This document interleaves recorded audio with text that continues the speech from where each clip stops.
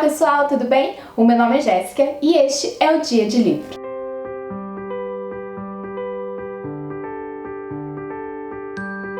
Hoje eu vim conversar com vocês sobre Capitães da Areia, do Jorge Amado. Esse livro é da editora da Companhia das Letras. Antes de qualquer coisa, se inscreve no canal, deixa aquele joinha e ativa o sininho para não perder nenhuma novidade. Se tiver interesse nesse livro ou em qualquer outro, compre com o meu link da Amazon que vai estar aqui embaixo, tá bom? Esse livro foi da nossa leitura coletiva do mês de julho, onde a curadora foi a Jéssica do livro Os Meus Mimos, e foi um livro assim muito importante que traz problemáticas muito reais do nosso dia a dia, da nossa sociedade. Esse livro é de 1937, ele vai tratar um pouquinho sobre garotos que foram abandonados não só pela sua família, mas também pela sociedade e que tiveram que arrumar maneiras de sobreviver. Esses garotos, eles são chamados de Capitães da Areia e realmente eles estão à margem da sociedade. O primeiro contato que a gente tem ali com o livro é com algumas partes de jornais que falam sobre esses Capitães da Areia por perspectivas de várias pessoas, desde padre, uma mãe de um menino em situação pobre, desde também o chefe da polícia, o chefe do reformatório. Então a gente vai ter ali alguns relatos desse jornal que, se você reparar bem, você vai ver que é bem sensacionalista e que ele, além de ser bem sensacionalista, ele tem o poder de escolha de colocar a informação aonde ele acha mais pertinente, ou seja, declarações que defendam os capitães ou que julguem instituições são jogadas mais pro fim do jornal ou para áreas que as pessoas não têm muito interesse em ver. Já declarações de pessoas que são supostamente mais importantes, elas ficam na capa ou nas primeiras páginas. Então, logo aí a gente já vê uma crítica do Jorge Amado quanto à forma com que as coisas são conduzidas e que talvez a gente só consiga ver aquilo que é mostrado pra gente e que nossa opinião ela não pode se dar apenas aquilo que a gente está sendo exposto, né, de forma fácil. Talvez a gente tenha que procurar um pouco mais, se interessar mais por assuntos,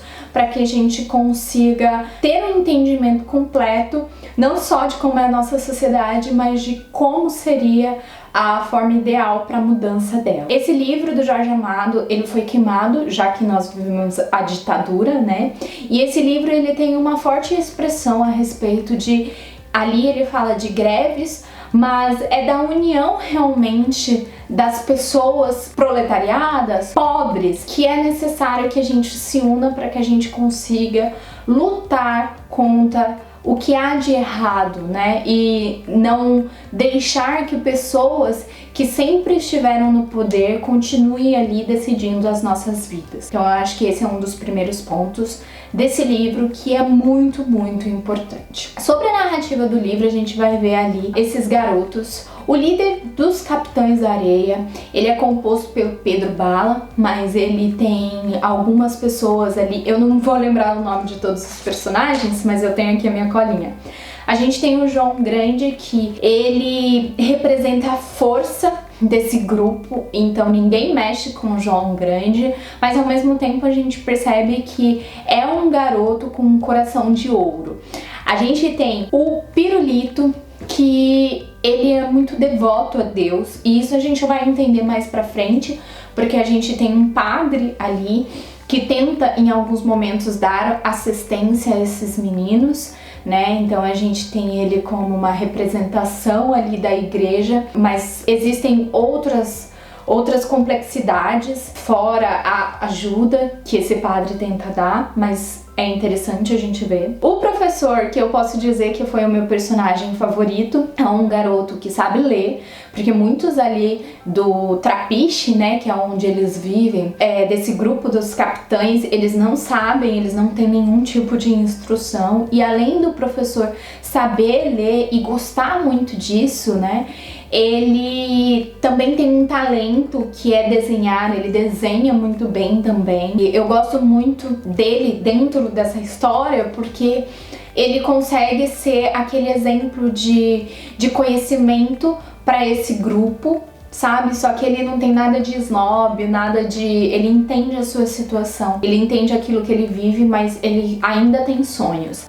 Nós temos o Sem Pernas, que é um garoto que possui uma perna ali com um problema. Imagine, você já é uma pessoa em situação de rua, você é um garoto em situação de rua, que você tem que fazer coisas como roubar, por exemplo, e se provar como homem, só que você, além de tudo isso, possui uma deficiência física que deixa ainda as coisas mais difíceis para você. Então, o Sem Pernas, pra mim, ele representa muito a raiva que ele sente e que todos os meninos ali sentem, né? Só que ele externa isso. Então, para ele conseguir se provar o tempo todo como um igual e um garoto tão forte quanto os outros, ele acaba sendo extremamente agressivo com as pessoas e com até aquelas pessoas que estão ao lado dele. E aí depois a gente tem outras crianças que são tão importantes, como a Dora, por exemplo, que vem mais tarde, que vai ser a única menina ali do Trapiche, juntamente com o seu irmão. Mas essas são as crianças principais da história e a gente vai acompanhar um pouquinho da vida delas. Pedro Bala, ele é o capitão dos Capitães da Areia, então todos respeitam ele. Ele não é um dos garotos mais velhos, mas mesmo assim ele conquistou esse posto. Mas esse posto, ele não vem, né, com benefícios, apenas vem com as responsabilidades. Então, tudo o que Pedro Bala fala é respeitado, é aceito pelos garotos.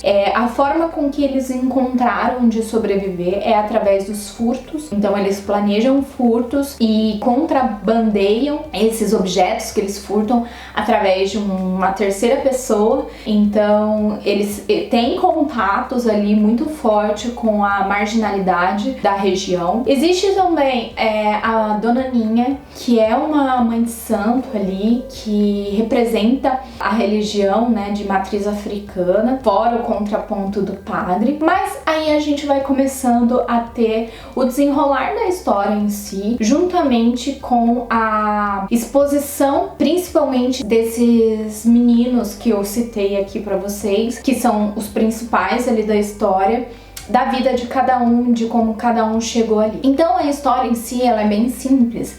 Ela relata nua e crua verdade de garotos de rua que precisam fazer de tudo para sobreviver.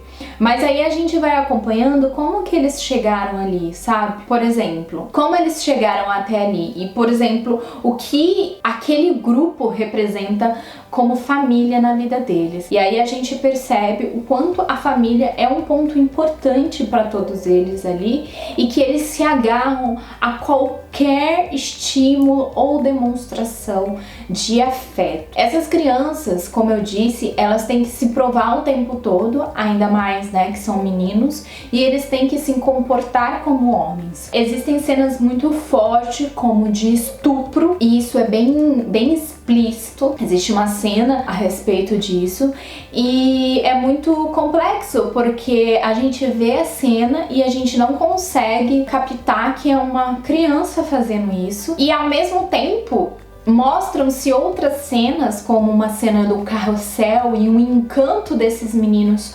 sobre um carrossel, que eles têm sonho de brincar nesse brinquedo. Fica essa dualidade do quão forte eles têm que ser e do quão homem eles têm que demonstrar, mas que eles são meninos ao mesmo tempo, mas que se eles deixarem se levar pela infância que eles perderam, eles não conseguem nem sobreviver. Não que eu ache de maneira nenhuma que estupro é uma forma de se provar como homem, mas eu estou falando da situação do livro e da situação que eles tinham que realizar. E isso era comum entre os garotos, tão comum que uns ajudavam os outros em determinadas situações. O abuso, até dentro do Trapiche, em alguns momentos acontecia, e Pedro Bala, ele tinha ali algumas opiniões meio controversas a respeito disso, em que em alguns momentos a vítima era culpada ao invés do abusador, no caso. Lembrando que eram todos meninos, que não passavam ali dos seus 15 anos, na grande maioria deles. Fora isso, a gente também vê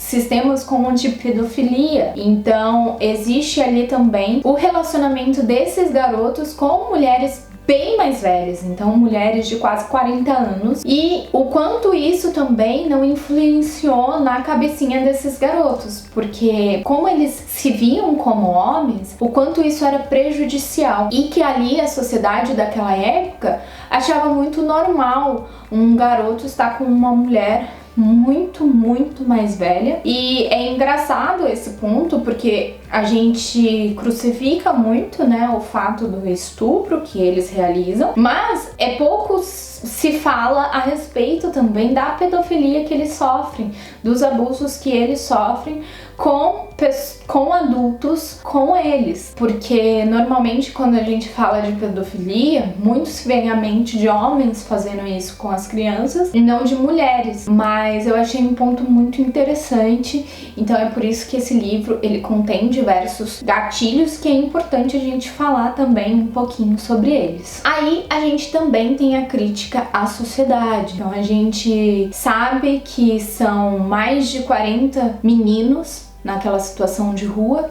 São 40 meninos apenas no Trapiche, que é um local ali que fica perto do mar, que eles moram em Salvador. Mas fora do Trapiche tinham muito mais crianças além disso. E o quanto que policiais, prefeitos, pessoas importantes, elas pouco se importam com a ressocialização dessas crianças, com a educação, com a alimentação. Eram crianças extremamente abandonadas, em que talvez o pai ou a mãe morria, ou abandonavam mesmo essas crianças, e elas ficavam ali tendo que se virar. Tanto que existe um ponto dentro do livro em que essas crianças do Trapiche encontraram um bebê no colo de uma mulher morta, e foram eles que salvaram o bebê. Então isso é pra gente entender o quanto essas pessoas não têm nenhum tipo de assistência, sabe? Lá a gente tinha dentro do livro as pessoas que continham mais dinheiro,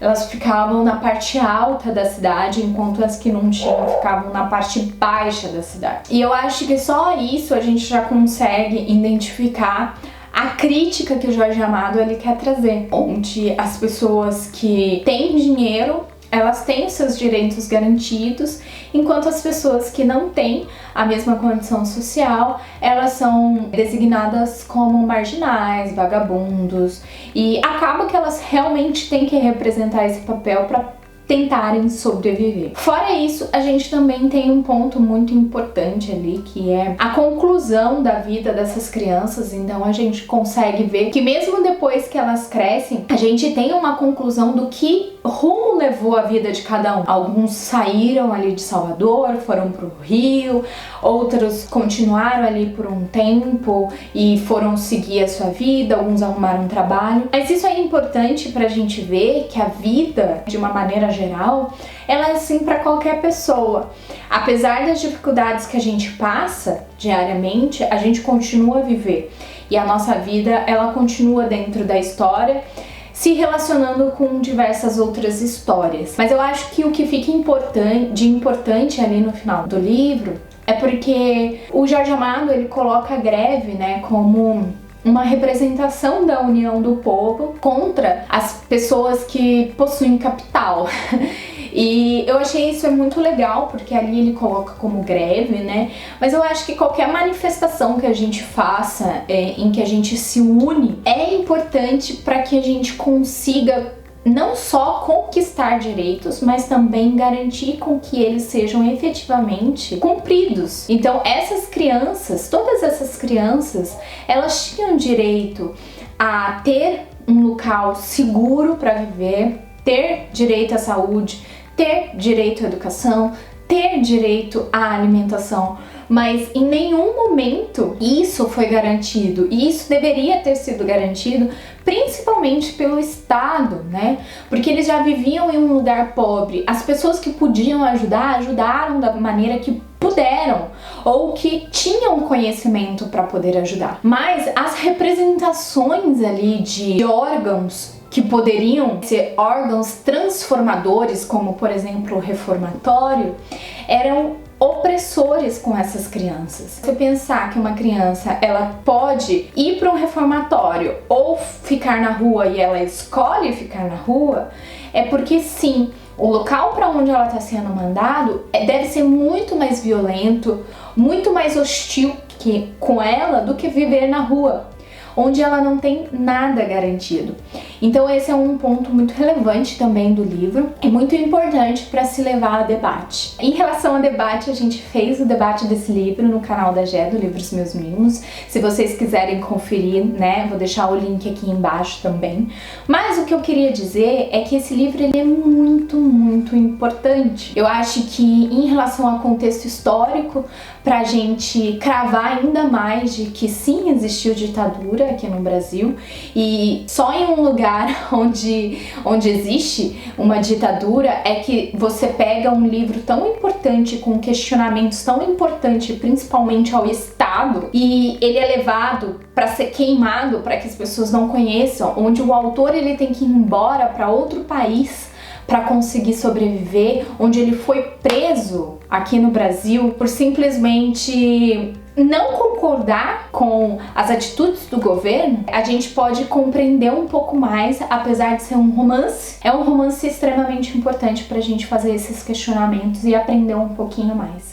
Então eu acho que é isso, gente. Eu espero que vocês tenham gostado um pouquinho dessa minha resenha. Eu acho que eu não falei muito do livro, até porque ele é um livro sobre a vida. Então aqui a gente vai ver um recorte da vida desses meninos.